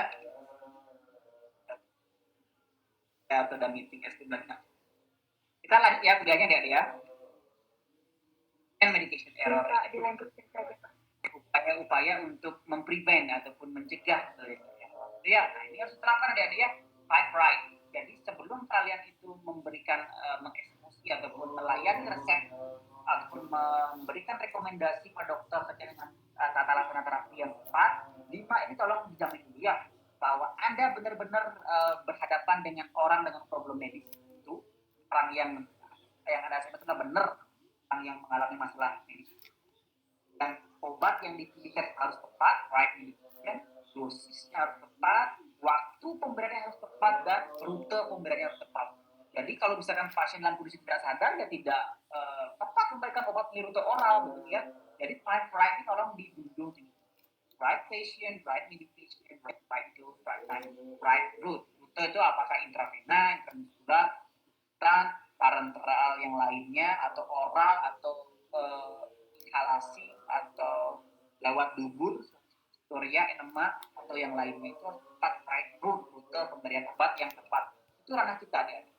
Ya, jadi formularium ya. Drug information handbook, drug injectable drug, guideline cardiology, American Diabetic Association, semua guideline itu harus dibuka sebagai dasar untuk memberikan medication error. Saya knowledge belajar untuk kita meminimalisir medication error ini.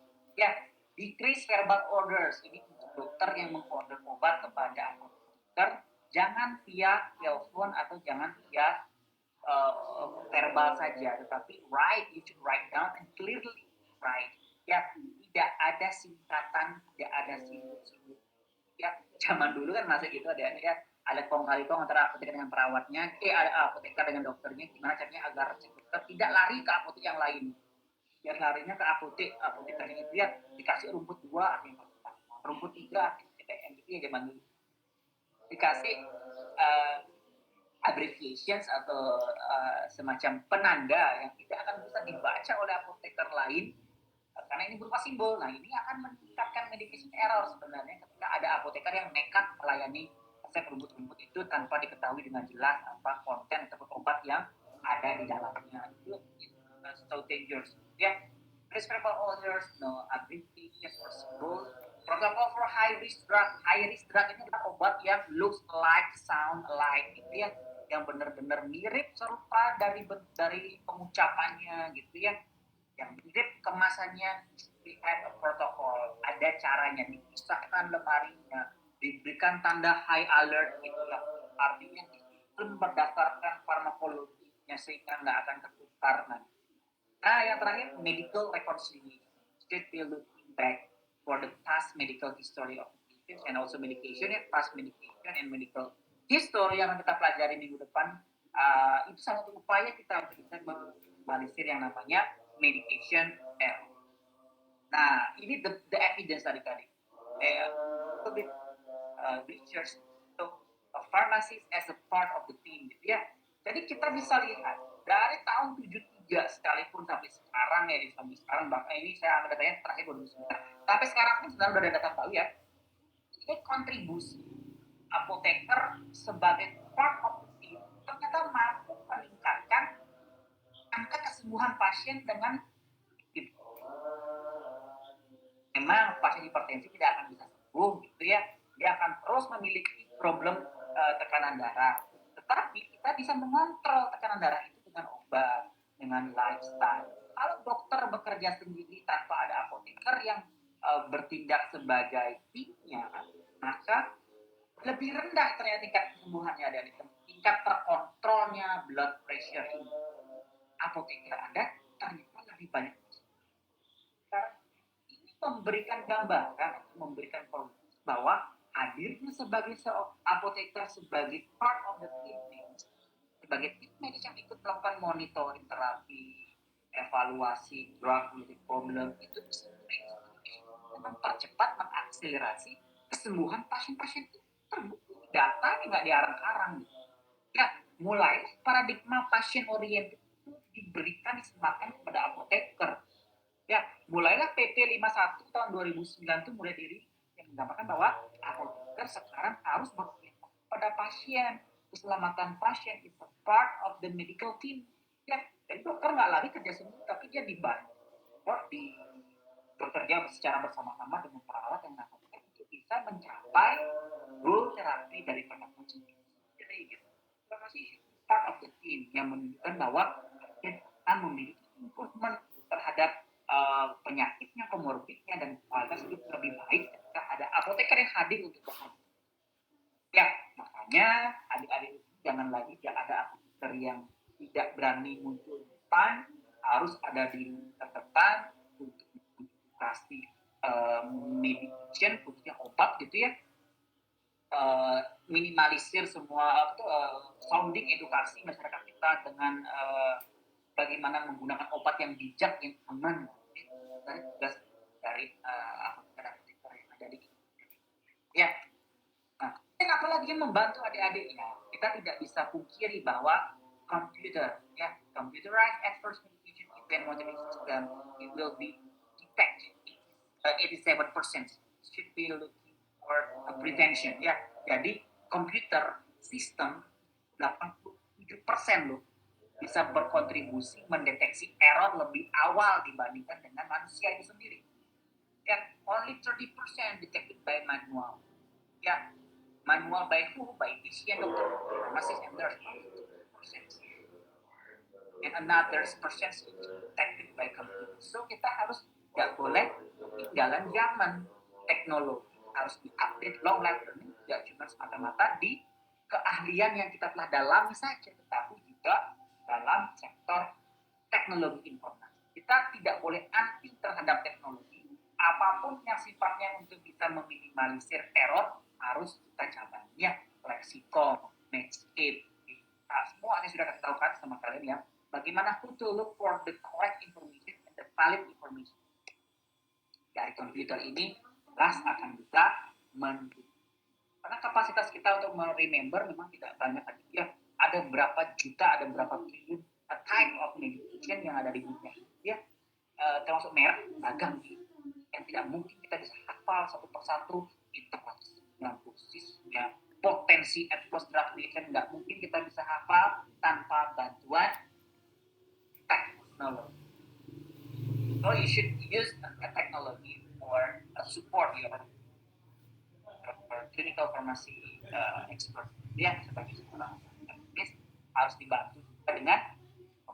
Sehingga pada program hari ini kita bisa menunjukkan bahwa semua bentuk medication error itu yang ini sudah bisa menyebabkan pasien itu harm, segala upaya adalah segala sesuatu yang bisa di-prevent sebenarnya dengan memanfaatkan knowledge dan skill kalian sebagai seorang apoteker. Itu bisa dicegah, jangan sampai. Ya, proses error khususnya untuk medication error di sini itu mulai dari proses ordering, process prescription, dispensing, administration itu bisa terjadi di semua aspek. Sehingga double check, triple check, collaboration itu benar-benar harus kita lakukan. Jangan pernah bisa berpikir bahwa kalian bisa menghandle semua. Tidak mungkin. Ya, kalian sebagai apoteker headnya, asisten apoteker kalian itu adalah as a part of the team juga. Jadi kalau misalkan kalian miss, asisten apotekernya kan mendeteksi. Makanya double check ya. Di awal dicek, oke, diserahkan ke asisten apotekernya. Asisten apotekernya ngecek juga. Setelah juga dia siapkan. Sebelum diserahkan, cek lagi, triple check. Apotekernya double check bahwa tidak ada satupun kesalahan dalam during of ordering and also administration the medication to the patient. Ya, and the last thing that is the fact, itu fakta bahwa the pharmacist contribution the team of the medical team, the part of the team in the medical pathway can reduce the medical error and dose. Ya, nggak bisa dipungkiri data ini nyata bahwa hadirnya seorang apoteker farmasi klinik itu bisa menurunkan angka medication error atau bahkan medical error ya, dan juga bisa mengimprove goal terapi ataupun capaian-capaian milestone daripada pasien yang berobat secara kronis sejak awal. Ya, that's it adik-adik yang bisa saya sampaikan. Silahkan dulu jika ada pertanyaan, jika tidak kita akan masuk ke penjelasan tugas mandiri. Kita masih punya satu SKS lagi ya untuk belajar, tapi saya coba berikan yang mandiri ya satu. Sebelum itu ada pertanyaan dulu deh. Saya masuk tugas mandiri. Permisi Pak, saya izin bertanya. Ya, silakan. Jadi gini Pak, dulu itu saya pernah kan menjumpai pasien, salah satu pasien itu dia udah beberapa hari dirawat di rumah sakit. Nah terus tiba-tiba di suatu hari itu si pasiennya kesadarannya tuh menurun gitu. Jadi diajak bicara itu antara sadar nggak sadar gitu. Nah terus di hari pasien itu nggak sadar, obat yang diberikan dari rumah sakit itu kan sistemnya use dose dispensing. Nah, obat yang datang itu cara minumnya itu per oral dan salah satunya itu ada obat salut. Nah, dari keluarga pasien ini nggak tahu Pak kalau obat salut itu sebenarnya boleh apa nggak digerus gitu. Terus juga karena si pasiennya nggak sadar, jadi mau nggak mau dari keluarga itu menggerus itu obat salutnya. Nah kalau di medication error ini kesalahannya seperti itu berarti penyebabnya itu di mana ya Pak? Di pasiennya atau keluarga pasien atau malah di tenaga kesehatannya gitu Pak? Ya, ini terkait kesehatannya nih yang agak-agak nih ya. Jadi pasien dalam kondisi critical ill tidak sadar sebenarnya rute oral itu dihindari. Buat apa dikasih? Pasti gitu loh ya, repot banget. Memang harus rute parenteral dipilih adik-adik. Ini memang problem pada entah itu plan yang problemnya atau memang skill ya. Tapi kalau melihat dari teknikal seperti itu memang mengarah ke mistake adik-adik atau knowledge base ya. Dalam artian pasien critical ill sebenarnya nggak boleh kasih oral. Ya, itu harus ditulis balik dan mengidentifikasi secara real apa sih, di mana sih problemnya. Masalah salut, tadi ya saya berikan informasi. Obat salut itu apakah boleh digerus atau tidak? Tergantung tujuan sekarang. Tujuan apa sih salut, obat itu disalut?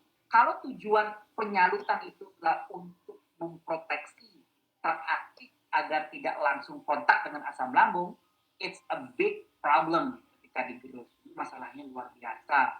Digerus itu akan menimbulkan medication error jelas ya, karena obat itu tidak akan memiliki respon farmakologis yang sama dengan kondisi yang sebelum digerus atau kondisi industrinya. Nah, problemnya berikutnya adalah ketika memang obat itu disalut untuk kepentingan hanya menutupi rasa yang pahit ya. Contoh nih, ada obat yang hanya disalut dengan tujuan zat aktifnya baik-baik saja, fine-fine saja pada asam lambung, pada pH ekstrim, pada enzim pencernaan, dia baik-baik saja sebenarnya atau mampu survive, tapi disalut karena memang rasanya nggak enak, baunya nggak enak, hanya murni untuk tujuan organoleptis untuk mencegah sehingga pasien lebih nyaman. Nah, kalau konteksnya untuk menutupi rasa boleh digerus, tapi memang konsekuensinya pasien akan menolak untuk menggunakan itu atau merasa bahwa tidak nyaman sekali menggunakan ya.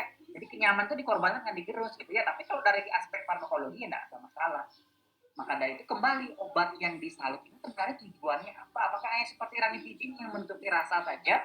So far ranitidin pun sebenarnya baik-baik ya gitu ya. Karena di apoteker pun masih banyak yang miss seperti ini adik-adik ya.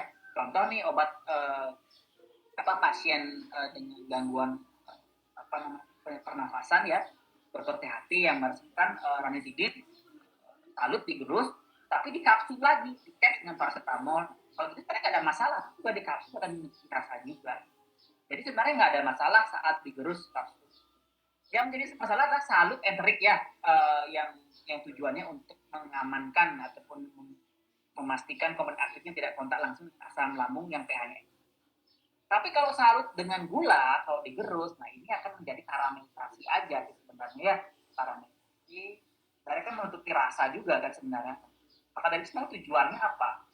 Oke. Nah, kalau dari perspektif cerita tadi, memang error terjadi pada tenaga kesehatannya. Apoteker khususnya tidak bisa kondisi memprevent itu. Ya, problemnya sudah pertama critically ill yang tidak mungkin menelan, but kalaupun dipaksa menelan akan ada potensi tersedak gitu, itu akan lebih error lagi nanti. Sehingga sebenarnya semua kondisi obat ketika pasien dalam kondisi critically ill yang memang harus rute parenteral atau rute rektal.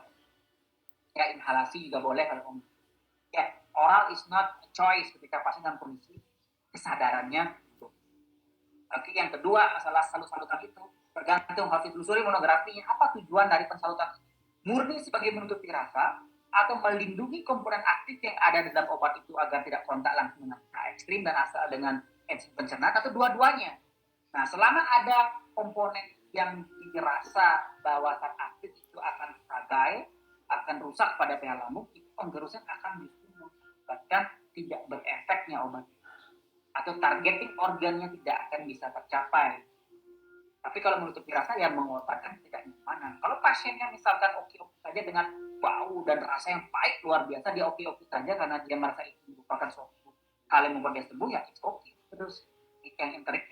Tapi kalau gula sangat tidak direkomendasikan di kursus, karena dia akan mengkaramelitas ya, karena gula itu akan mengkaramel ketika memang berikan tekanan dan ini. Nanti bagian di teknologi.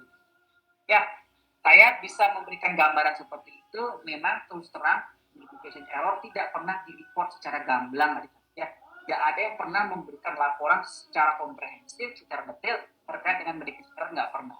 Yang ada sampai saat ini yang saya tahu adalah laporan MESO, ya, monitoring efek samping obat. Kalau muncul efek samping obat seperti ini dilaporkan, apa yang kira-kira penyebabnya, yang dicurigai dari mana. Nanti pakai algoritma namanya Naranjo, ya. BPOM pun pakai Naranjo NG boleh pakai. Hanya sebatas itu adik-adik, tidak mengidentifikasi lebih dalam sebenarnya siapa yang menyebabkan problem error. Tipe errornya apa, jarang ada yang membahas detail seperti itu. Ya, hal seperti ini yang kita temukan selama belajar teoretikal. Nah, kalaupun ada yang membuat resume itu di rumah sakit, sifatnya tidak untuk konsumsi publik, tidak untuk di-share di kalangan rumah sakit pun tidak, hanya kalangan tertentu saja yang mungkin kita membaca report itu untuk tujuan perbaikan, untuk improvement pelayanan agar bisa menyebabkan ini tidak terjadi lagi. Maka dari itu, saya sangat ingin sekali memberikan Anda tugas mencari case report adik-adik, ya. Case report ini suatu artikel,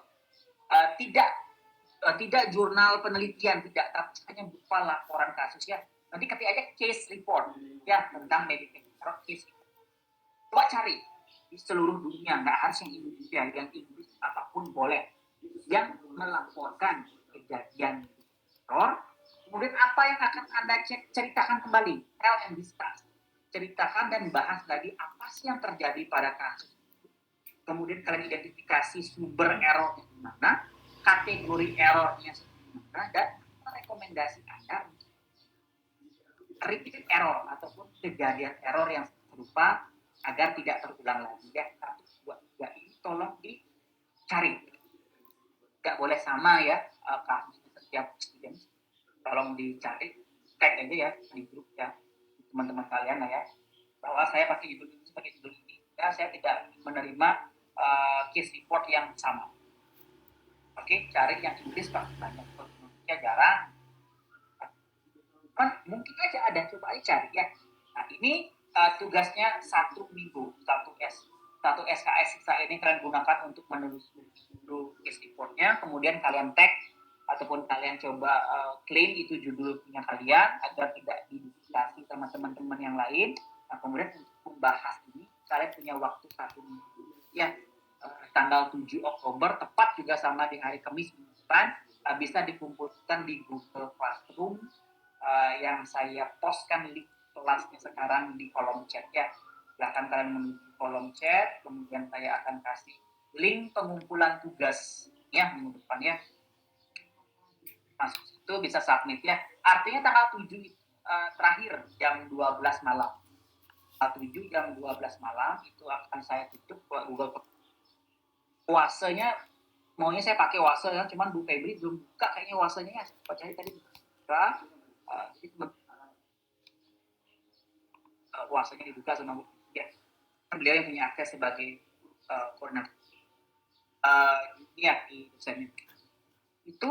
Adik-adik yang saya minta dicari statement kan jam 6 akan mengetek judul, mengetek artikel yang akan dilaporkan. Nggak berat kok sebenarnya, tinggal membahas komponen-komponen penting yang sudah saya sebutkan tadi, ceritakan kembali dengan bahasa kalian ya, bahasa Indonesia boleh, bahasa Inggris boleh. Ceritakan kembali what happened in the case, and then you should be for the medication source, medication history, berdasarkan NTP itu ya, any your recommendation to provide Indonesia boleh, bahasa Inggris. Ya, silakan di post di Google Classroom maksimal jam 12 malam tanggal 7 Oktober.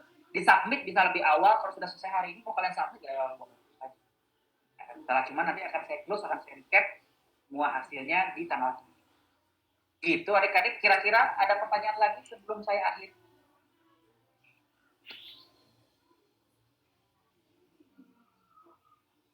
Rapat adik-adik ya, jadi saya mohon permaklumannya untuk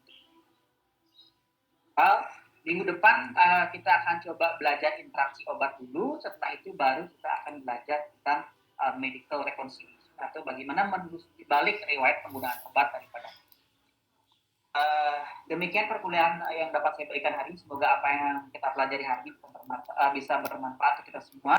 Jadi jangan dikonsumsi secara ini ya adik-adik, terlalu mentah-mentah apa yang kita pelajari ya, tapi kita memang mempelajari bahwa ada gap memang antara di theoretical dan di lapangan nanti ya, akan ada jarak, akan ada suatu kenyataan-kenyataan yang tidak sesuai dengan apa yang kita pelajari ataupun secara idealis nggak selalu kita temukan ya.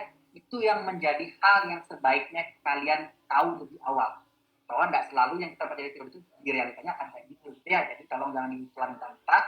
Jadi jangan terlalu ekstrim juga nanti untuk menyikapi apa yang kita pelajari gitu ya.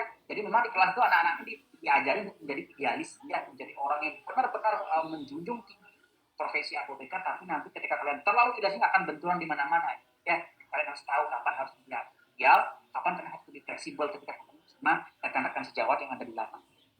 Ya, saya akhiri kalau kita pada sore hari ini. Terima kasih perhatiannya. Selamat sore. Terima kasih Pak, selamat sore. Sore Pak, terima kasih.